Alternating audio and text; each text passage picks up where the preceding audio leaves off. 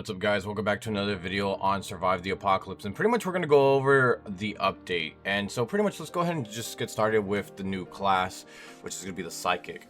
Pretty much the Psychic does have an ability to have guns float around him, as well as getting a kind of little shield whenever he gets attacked. But let's go ahead and just kind of review this real quickly. We're not going to go over too much, but pretty much the level 1 you get 3 non-projectile weapons that can float around you.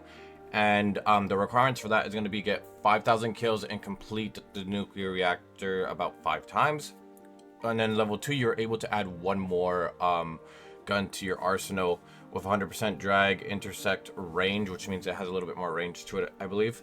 And for this one, you need 10,000 kills as well as completing the nuclear reactor a total of 10 times. And the last one is you get a regenerative shield that pretty much helps you out in combat. So if you go into close quarter combat, which is not the greatest for this guy, with that shield it would be a little bit more better. Obviously I'm going to make my own video on this guy a little bit later on, so there's that. And to go ahead and just kind of show you how this kind of works out, I am at a level 2 right now, so I'm going to have a total of 4 of these guys. But this is what it looks like when you go ahead and just kind of have them all and you select the ones you want. So definitely it's pretty decent, but well, actually I won't even go over the logistics of it. I'll wait for the video of me making of this guy. But yeah, overall he's all right. And so another cool thing about this update is going to be this little black circle right here, if you guys could see it. So pretty much that's an interaction point, and I think that's just very fantastic and useful in my opinion, especially if you're go on scout missions at night. And if you guys don't know what scout missions are, pretty much it's a group of people that go out at night to get resources while people stay here at base. But I just think that's just a very good thing to have, because when you're out in the zombie apocalypse and it's the middle of the night, you can't exactly find chests. You could go ahead and mark them and stuff, but sometimes marking them doesn't exactly get you to where you want to go. And when you have a horde behind you, a horde of zombies, it's just very difficult for you to actually get anywhere. And here's the thing too, like when I told you about the interaction points, you could actually see them through walls, which is cool. So this indicates that there is a chest here.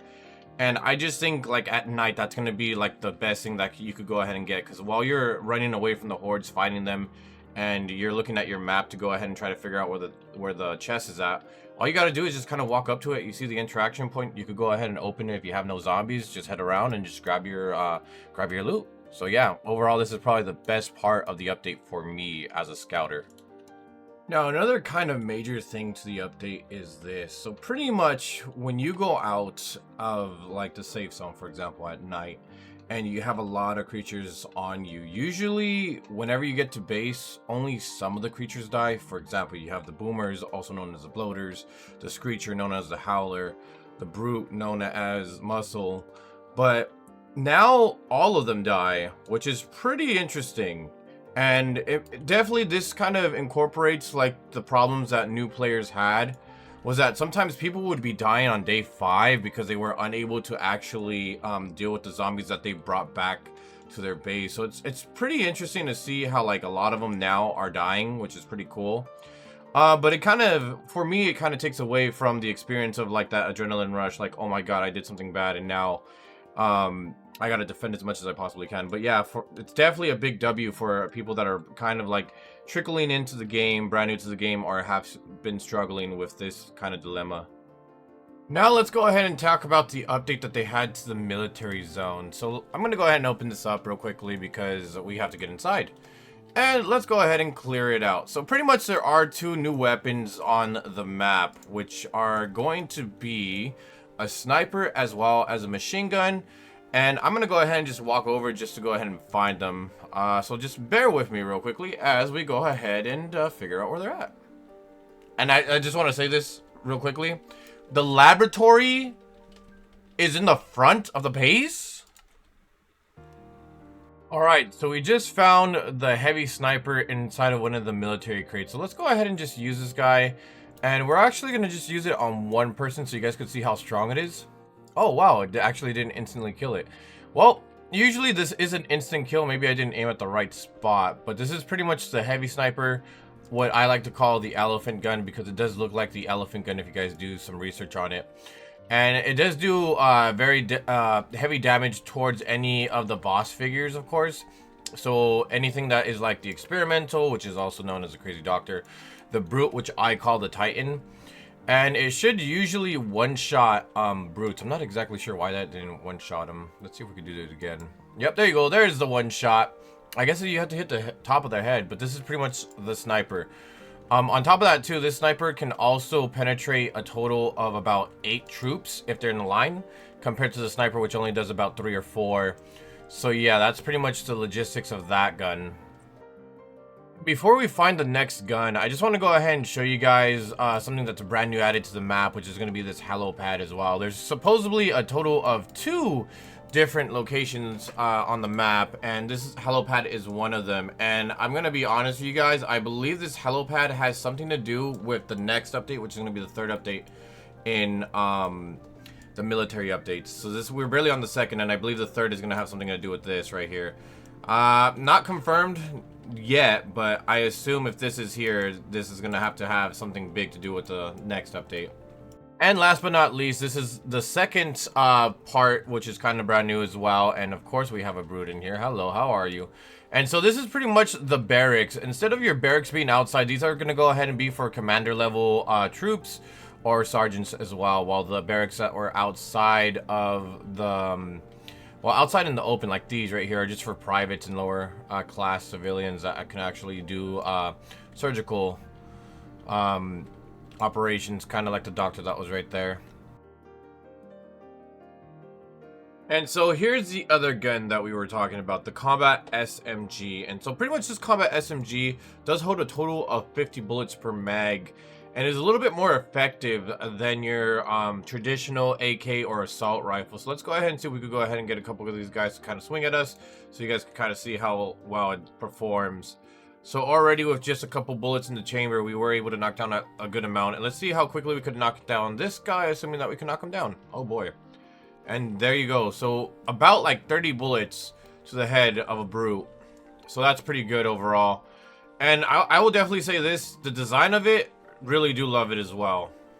Also, another thing to kind of keep in mind as well, it does have like a little quick reload function. I know the other AKs are kind of quick as well. However, this one's a little bit more quicker when it comes to it. Just in, out, and bam, immediate. Another thing that you guys should know is that there are mutated zombies that are around the map. And a good example is going to be our flame zombie right here, which is a mutation of pretty much the sprinter. And pretty much the majority of the mutated zombies usually come out past day 50. So me seeing this guy here kind of puts me in a little bit of a shock, because he should not be here until day 50 from my understanding. That's when the mutations take root. Which is completely interesting. But regardless of that, let's go ahead and just kind of talk over the other mutations that there are. Now, the first and most notable mutation, in my opinion, is going to be the bloater, which I call the boomer. You have 2 variations. You have the regular one that blows up, and the one that drops acid on the floor in a circle that doesn't disappear for about 10 seconds. And that one's probably going to be a little bit more easier to evade than the regular boomer, or bloater, whichever one you want to call it. And overall, it does do a little bit of a damage attack towards the player. If you stay in the circle, you do the damage. If you get out, then he's okay. When it comes to the flaming zombie, if it smacks you, its attack doesn't just go with the swipe. It's also a burning attack that hits you as well, that could last about 5 seconds. In some cases 10, depending on if you're lagging or not. On top of that too, we do have variations of the walking zombie. And the walking zombie is just going to be a little bit more metallic. He's going to have like metal kind of squares all over his body, and he's going to be a little bit more challenging to actually take down. If I have to compare him with health, I'm going to have to say it's going to be like the hazmat zombies health, kind of like that, where it has a little bit of a buff to defense. And the last one that is noticeable to me, at least, will be a runner, or a variation of the runner. And the variation of the runner is going to have, like, instead of its bones being white, they're going to be yellow. And if it smacks you, you pretty much get stunned for a bit. And that's probably the most dangerous one of them all. His speed is a little bit quicker than a runner as well, so you just got to be very careful for him. But just keep in mind, if you see that variation, you should probably shoot him, because he will go ahead and shock you and allow other zombies to catch up to you. And so after every blood moon that you complete, you should see a little notification that says the zombies have mutated. I'm not exactly sure if it's going to show here or not, but usually it does say that, oh, a new mutation has been kind of unlocked. I guess it's going to do it for this one. But usually past day 50, you have new mutations that pretty much come out. Didn't seem like it popped out here though, which is kind of interesting. Different from what I've experienced yesterday. But yeah, that pretty much concludes everything that you really have to know from the bottom line up. And fun fact for you, I just realized that there's a location where you could go ahead and actually see this. I didn't realize this, so on my first one, the first video I made for the update, right? I said I can't find anything on the announcements because it wasn't on the announcements, it was on the changelog. So let's go ahead and just go over everything that we pretty much talked about and some extra stuff that I might have missed. So pretty much there is a new class known as the physics, I think it is called. There are 2 new guns in the military zone, which are going to be the SMG.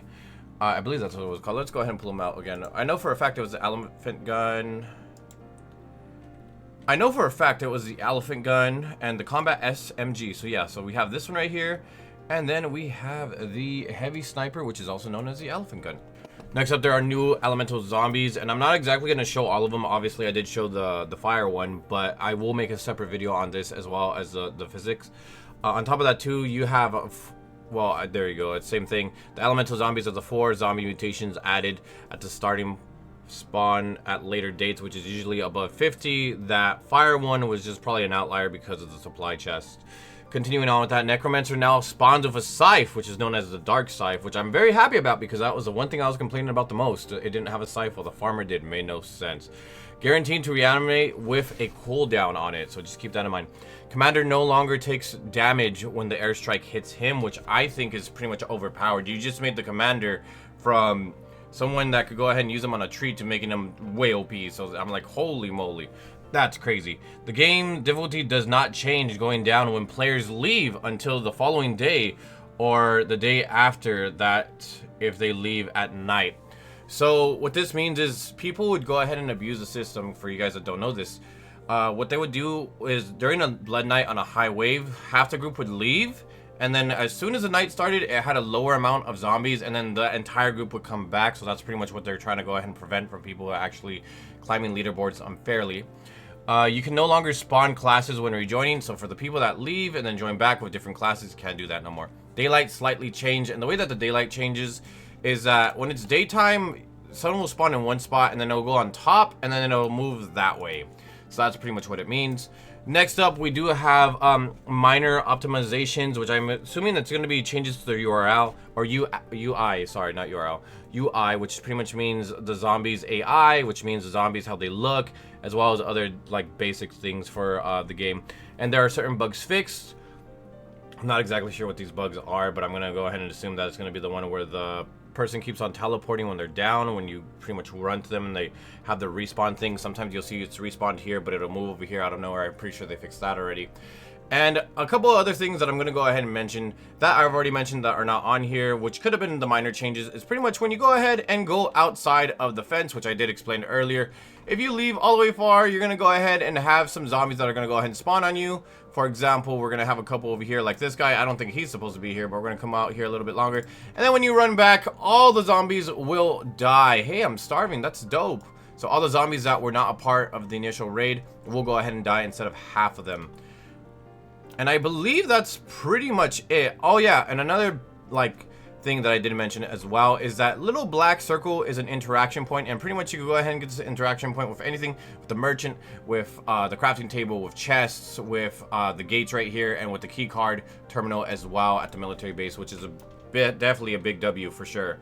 But yeah, that pretty much concludes it, guys. Anyways, I will be making a video on the mutated zombies and as well as on the class that I'm using, the psychic. I will say this, don't buy him yet. Before you buy him, please, please, please ask other people that have already purchased him. Because usually I just go, you could go ahead and buy it. New update, go ahead and try him out. This one I'm saying cautious. Be careful when you buy this one because it's not good for beginner players. If you haven't made it past 100 days, I would not use it. And personally, when I'm done upgrading him, I'm not going to use it again. And I'll eventually make a video on why I'm probably not going to use him anymore. But yeah. Anyways, guys, thank you so much for watching. Really do appreciate it. We'll see you guys on the next one. So then, take care.